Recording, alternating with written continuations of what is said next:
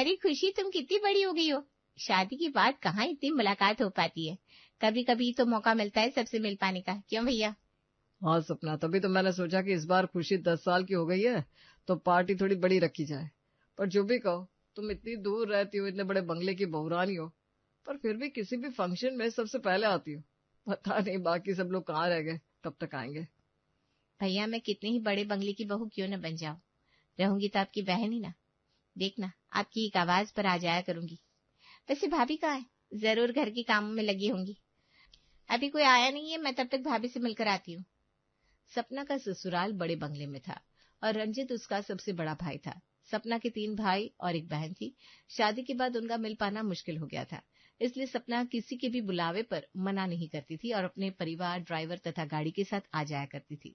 अपने भाई से मिलकर सपना अब उस रिसोर्ट में अपनी भाभी के पास जाती है, जहाँ वे काफी सारे बर्तन धो रही थी। भाभी, इतने दिनों बाद आपकी ननद आई है और आप है कि रसोई में लगी पड़ी है। अरे सपना, तुम आ भी गई। मुझे लगा तुम्हें आने में समय लगेगा। सबसे दूर रहती हो पर सबसे पहले आती हो। खुद की गाड़ी होने का यही तो फायदा है। तुम्हारी किस्मत अच्छी है, बड़े बंगले की बहुरानी बन गई हो। गाड़ी से आना जाना लगा रहता है। बाकियों को देखो, उन्हें कितना टाइम लगता है। चलो, वैसे मेरा भी काम हो गया है। अच्छी बात है, मेहमान थोड़ा लेट आएंगे। क्यों भाभी, मेहमानों को तो समय पर आना चाहिए, जैसे मैं आई हूँ। चलिए बताइए, क्या काम करवाना है, मैं आपकी मदद करवा देती हूँ। अरे नहीं नहीं सपना, तुम्हें लगता है कि मैं तुमसे काम करवाऊंगी? तुम रहने दो। तुम बड़े बंगले की बहू हो, मैं तुमसे कोई काम नहीं करवा सकती। मैं तो कहती हूँ तुम बाहर जाकर बैठो, मैं अभी तुम्हारे लिए तुम्हारी पसंदीदा अदरक और इलायची वाली चाय लेकर आती हूँ। कोमल सपना को कोई काम नहीं करने देती और उसे बाहर भेज देती है। जैसे ही सपना बाहर आती है, घर में धीरे धीरे मेहमान आने लगते हैं। कोमल सपना के लिए अदरक वाली स्पेशल चाय लेकर आती है। अरे दिशा दीदी, विकास, अमित, आप सब भी आ गए। अगर मुझे पता होता कि आप लोग भी आ चुके हैं तो आपके लिए भी चाय बना देती, पर कोई बात नहीं, मैं अभी बना कर लाती हूँ। सपना दीदी, ये आपकी स्पेशल चाय है, पी लीजिए। अरे कोई बात नहीं भाभी, अभी आप रख दीजिए। सबके लिए लेकर आओ, मैं सबके साथ ही पीऊंगी। मैं भी तो घर का ही हिस्सा हूँ। कहाँ दीदी, अब तुम इस घर का हिस्सा तो हो, पर वो हिस्सा हो जिसका ख्याल हमें खास तौर पर रखना पड़ता है। कहाँ तुम्हारे बड़े बंगले में ससुराल, कहाँ हम मिडिल क्लास के लोग। तुम क्या अपनी स्पेशल चाय छोड़ोगी? भाभी चलिए, मैं आपके कामों में मदद करवा देती हूँ। वैसे भी 8 बजने वाले हैं। अगर अभी केक नहीं कटवाओगे तो हमारे बच्चे भी सो जाएंगे। फिर हमें वापस भी जाना है। हमारे पास खुद की गाड़ी तो है नहीं, ना ड्राइवर है जो आराम से अपने ससुराल पहुंच जाए। तुम्हारा कहना भी सही है। वैसे मैंने सारा काम खत्म कर लिया है, मैं अभी केक कटवा देती हूँ। और दिशा, मेरे साथ रसोई में चलो और थोड़ी सी मदद करवा दो, जैसे कि गिलास और बर्तन बाहर लेकर आ जाओ, खाना देने में आसानी होगी ना। सपना के कहने पर कोमल उससे मदद नहीं लेती। वहीं दिशा के एक बार कहने पर उसे अपने साथ रसोई में ले जाती है। चाय पीते हुए सपना अपने साथ हो रहा भेदभाव देख रही थी, पर किसी से कुछ नहीं कहती। कुछ ही देर में खुशी केक काटती है और जब सपना को केक खिलाने के लिए जाती है। अरे खुशी बेटा, ये क्या कर रही हो? बुआ के चेहरे पर केक मत लगाना, वो महंगा फेशियल करवाती है। उन्हें प्यार से केक खिलाओ। क्या भैया, आप भी ना। मैं बड़ी हो गई हूँ। पहले कोई मेरे मुंह पर केक लगाता था तो मुझे पसंद नहीं था पर अब जब तक मुंह पर केक ना लगा हो, वो बर्थडे ही क्या बर्थडे बना। इतना बोलकर सपना थोड़ा सा केक लेकर खुशी के चेहरे पर लगा देती है। खुशी सभी को केक खिलाती है और सब एक एक करके खुशी को गिफ्ट देते हैं, जिसमें सबसे बड़ा गिफ्ट सपना का ही होता है। बुआ, हर बार की तरह आपका गिफ्ट सबसे बड़ा है। आपने मुझे सबसे अच्छा गिफ्ट दिया होगा। मैं अब भी खोल कर देखती हूँ। हाँ बेटा, तेरी सपना बुआ का गिफ्ट तो होगा ही सबसे महंगा। आखिर बड़े बंगले की बहू जो ठहरी। बेटा, अपनी बड़ी बुआ का गिफ्ट खोलने के बाद हमारा भी खोल कर देख लेना। सब हंसी मजाक करते हुए खुशी को चिढ़ाते हैं, पर खुशी को किसी की बात से फर्क नहीं पड़ता। जब वो सपना का सबसे बड़ा गिफ्ट खोलती है तो उसमें एक बड़ी सी डॉल दिखती है, जो कि उसे काफी समय से चाहिए थी। अरे ये तो वही डॉल है जो मुझे चाहिए थी। थैंक यू सो मच बुआ, अब बहुत अच्छी हो। खुशी को देखो कितनी खुश है। अगर हमारे पास इतने पैसे होते तो हम भी अपनी खुशी को महंगी गिफ्ट देते। वैसे भाभी, अगले महीने मेरी और पूजा की शादी की सालगिरह है, तो आप सबको जरूर आना है। घर में छोटी सी पार्टी है। सपना, तुम्हें भी आना है, आओगी ना? हाँ भैया, क्यों नहीं। मैं तो अपने भाई बहन से मिलने के बस मौके ढूंढती हूँ। पर आप बता दो मुझे आपको क्या चाहिए गिफ्ट में, ताकि आपकी पसंद की गिफ्ट लेकर आ सकूं। नहीं दीदी, हमें कुछ नहीं चाहिए। आपको जो दिल करे वो दे देना। बस आप भी बाकी लोगों की तरह आ जाना। हम आपको स्पेशल इनवाइट कर रहे हैं, तो आना भूलना मत। हाँ हाँ पूजा, अपनी बड़ी ननद को स्पेशल इनवाइट करो। आखिर बड़े बंगले का ससुराल जो है उसका, हमें क्यों ही पूछोगी। अरे क्या निशा, तुम भी ना पूजा को हमेशा परेशान करती रहती हो। चलो मैं भी खाना लगा देती हूँ, खाना शुरू करते हैं। तुम दोनों भी मेरी मदद करवा दो। अब कुछ देर में पूरा परिवार एक साथ बैठकर खाना खाता है, जहाँ कोमल सबसे ज्यादा अपनी बड़ी ननद की खातिरदारी में लगी रहती है। दीदी आपको कुछ और चाहिए? यहाँ रखी रोटियां ठंडी है, मैं अभी सेक कर लाती हूँ आपके लिए गर्म रोटियां। रहने दो ना भाभी, इतनी भी ठंडी नहीं है, और मैं देख रही हूँ जब से मैं आई हूँ आप मेरी ही खातिरदारी में लगी। अब 2 पल शांति से बैठकर बात कर लीजिए, उसके बाद सीधा अगले महीने अमित और पूजा भाभी की सालगिरह पर मिलना हो पाएगा। क्यों भैया भाभी? कुछ देर में पूरा परिवार खाना खाकर बैठ जाता है और जाने की तैयारी करने लगता है। वहीं कमरे में जब रंजीत सभी को देने के लिए लिफाफे बना रहा था, तो कोमल अपने पति के हाथ से सपना के नाम का लिफाफा लेकर कहती है, अरे पागल हो गए हो क्या? सबको 501 दे रहे हो, सपना को 501 देते हुए शर्म नहीं आ रही आपको? भूल गए आपने अपनी एक बहन को बड़े बंगले में ब्याह है। जब आती है सबसे ज्यादा आओ भगत उसी की करनी पड़ती है, और हमारी बेटी के लिए सबसे महंगा तोहफा भी वही लेकर आई थी। अगर हम उसे 501 देंगे तो हमारी क्या इज्जत रह जाएगी ससुराल में? कहीं हम पर हंसे ना। एक काम करो, उसके लिफाफे में 1100 रखो और उसे सबसे पहले विदा करो। सही कह रही हो तुम, मैंने तो ये सोचा ही नहीं। और हाँ, तुमने सपना के लिए जो सूट लिया था ना, वो उसे अकेले में बुला कर देना, बाकी लोग देखेंगे तो उन्हें बुरा लग जाएगा। क्योंकि सपना बड़े बंगले की बहू थी, इसलिए उसके भैया भाभी उसके साथ अलग ही व्यवहार करते हैं। कोमल अपनी ननद को कमरे में बुलाती है और अलग से सूट और 1100 का लिफाफा देती है। वहीं वो बाकी घर वालों को सिर्फ 501 देकर विदा करती है। इसी तरह 1 महीना बीत जाता है। पूजा अपने सभी रिश्तेदारों को 10 दिन पहले फोन करके इन्वाइट कर देती है, पर अब तक सपना के पास कोई फोन नहीं आता। क्या बात है सपना, संडे को तुम्हारे भैया भाभी की एनिवर्सरी है। तुमने इतना सब कुछ प्लान कर दिया, पर उन्होंने तो अब तक तुम्हें फोन भी नहीं किया। वो लोग सेलिब्रेट तो कर रहे हैं ना एनिवर्सरी की नहीं? पता नहीं, आजकल मेरे सभी भाई बहनों ने मुझे फोन करना कम कर दिया है। लास्ट टाइम भी जब मैंने दिशा को फोन किया था तो उसने मेरा फोन नहीं उठाया। मैंने कल भी मैसेज डाला था, पर अब तक उसने मेरा मैसेज देखा ही नहीं। पता नहीं सबको क्या हो रहा है। खैर, अगर फोन आ गया तो चली जाऊंगी, अगर नहीं आया तो क्या ही कर सकते हैं। जहाँ सपना अपने भैया भाभी के फोन का इंतजार कर रही थी, वहीं अमित और पूजा के बीच में बहस छिड़ी हुई थी। यार पूजा, तुम समझती क्यों नहीं हो? बड़े बंगले की है तो क्या है तो मेरी बहन ना। सबको बुलाऊंगा, उसे नहीं बुलाऊंगा, और बाद में उसे पता चला तो उसे कितना बुरा लगेगा। आपको बुलाना है तो बुला लो, लेकिन मैं पहले ही बता रही हूँ, उसकी आओ भगत मुझसे नहीं होगी। खुद बड़े बंगले की है तो हम क्या नौकर है उसके? अरे उसे अपने घर बुलाने से पहले एक बार उसका स्टैंडर्ड और अपना स्टेटस तो देख लो। और कल को उसने आकर हमारी इंसल्ट कर दी या उसे कुछ देने में हमसे चूक हो गई तो क्या इज्जत रह जाएगी हमारी 10 लोगों के सामने? तुम सही कह रही हो पूजा, मैं समझ रहा हूँ। एकदम से रिश्ता तोड़ना सही नहीं रहेगा। इस बार बुला लेने दो, धीरे धीरे उससे बातचीत कम कर देंगे। पूजा को काफी मनाने के बाद अमित को अपनी बहन को अपनी सालगिरह के लिए इनवाइट करता है, जो सुनकर सपना काफी खुश होती है। पर सालगिरह आने से 2 दिन पहले ही सपना के बिजनेस में नुकसान हो जाता है। क्या हुआ जी, आप इतने परेशान क्यों हैं? आज वकील का भी फोन आया था मेरे पास, कह रहे थे आपने हमारे पुराने घर को बेच दिया और इस घर को भी गिरवी रखने की बात कर रहे हैं। सब ठीक तो है ना? सब ठीक है सपना, पर बिजनेस सही नहीं चल रहा है। वर्कर को पैसे देने के लिए कुछ तो इंतजाम करना पड़ेगा ना। और जब से पापा को हमारे बिजनेस का पता चला है, वो टेंशन में रहने लगे। मुझे तो डर है उनकी तबीयत खराब ना हो जाए। जब सपना के घर पर आफत आती है, तब वो अपने भैया भाभी को फोन पर ही सालगिरह विश करती है और अपनी परेशानी सुनाती है।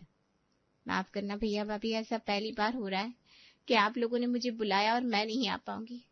दरअसल इनका काम सही नहीं चल रहा है, बिजनेस में काफी नुकसान हो रहा है। हमें हमारा पुराना घर भी बेचना पड़ा और ये घर भी शायद गिरवी रखना पड़े। मेरे घर में एक बार सब कुछ ठीक हो जाए तो मैं आप लोगों से मिलने के लिए पक्का आऊंगी, बुरा मत मानना। कोई बात नहीं बहन, मुसीबत तो हर किसी पर आती है। तू देख ले जैसा तुझे ठीक लगे। अपने भाई से बात करके सपना को अच्छा लगता है, पर जैसे ही अमित फोन रखता है तो पूजा का मुंह बन जाता है। अरे इतने बड़े बंगले की बहू है, इसे कौन सी परेशानी हो सकती है? सब बहाना है इसका। हम इसकी औकात के हिसाब से इसे गिफ्ट नहीं दे पाते, इसकी सेवा पानी नहीं कर पाते, इसलिए ना आने का बहाना बनाया इसने। पर ना ही आए तो अच्छा है ना, हम खुद चाहते थे ये ना आए।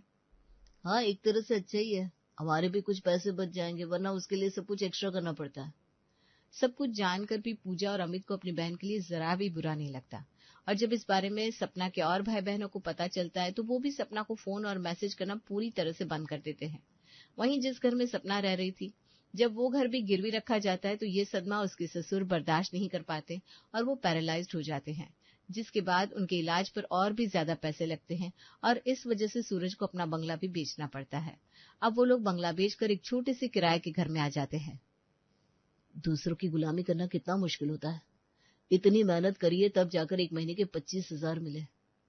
ले लो सपना, इससे राशन, पापा की दवाई, घर का किराया, अपने लिए नए कपड़े देख लो, जो भी हो सके। सुनिए ना, 25,000 में घर चला पाना बहुत मुश्किल होता है। 15,000 की तो पापा की दवाई आ जाती है, फिर उनकी थेरेपी भी तो होती है।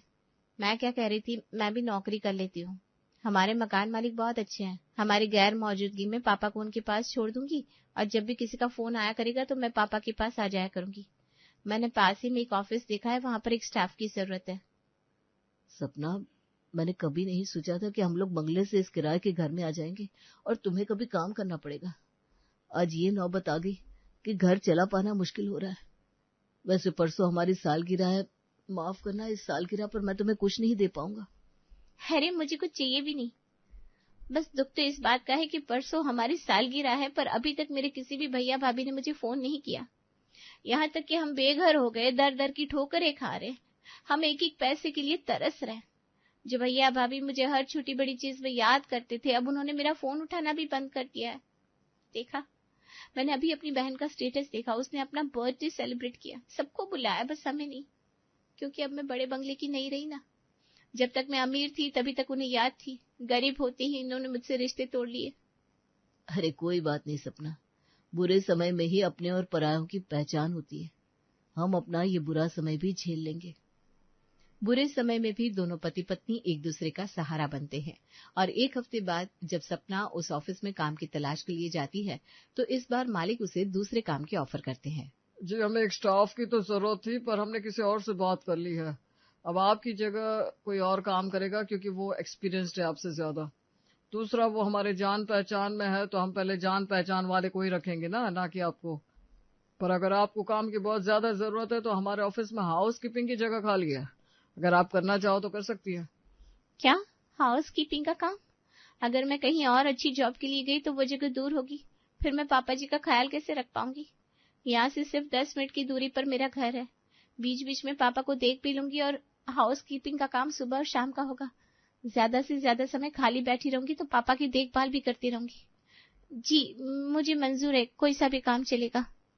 पढ़ी लिखी होने के बाद भी सपना उस ऑफिस में हाउस कीपिंग का काम करने को तैयार हो जाती है और अगले ही दिन से सबसे पहले ऑफिस पहुंचकर पूरे ऑफिस में झाड़ू पोछा करती है, डस्टिंग का काम करती है।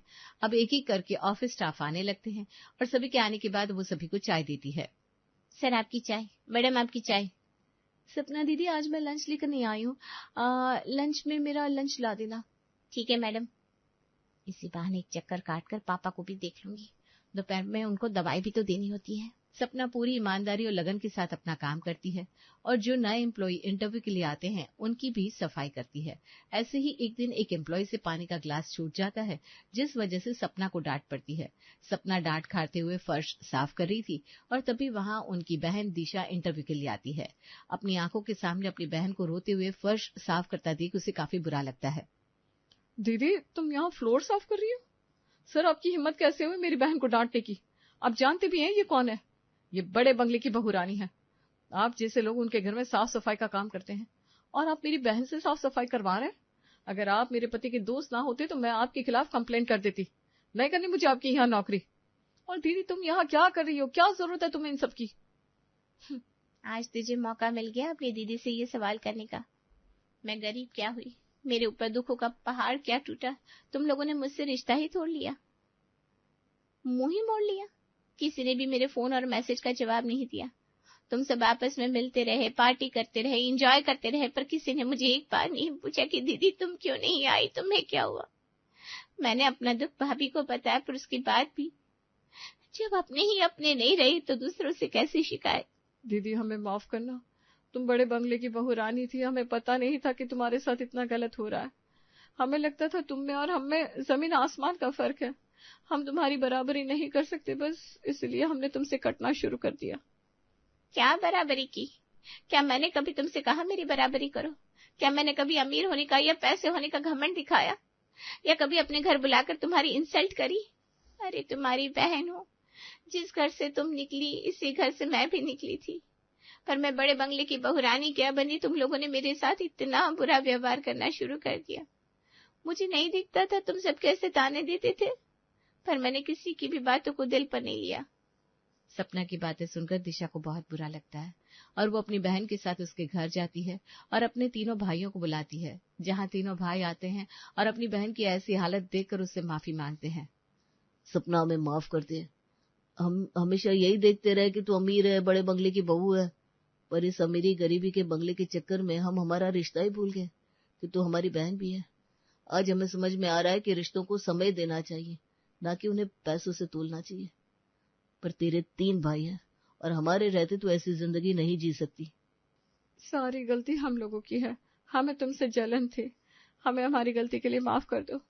सपना की हालत देखकर उसके भाई बहनों की सोच बदल जाती है। वहीं सपना की भी ये गलतफहमी खत्म होती है कि उसकी गरीबी के चलते उसके भाई बहनों ने उससे रिश्ता तोड़ दिया था, जिसके बाद उसके चारों भाई बहन उसका साथ देते हैं और उनके घर में फिर से खुशियां आ जाती हैं।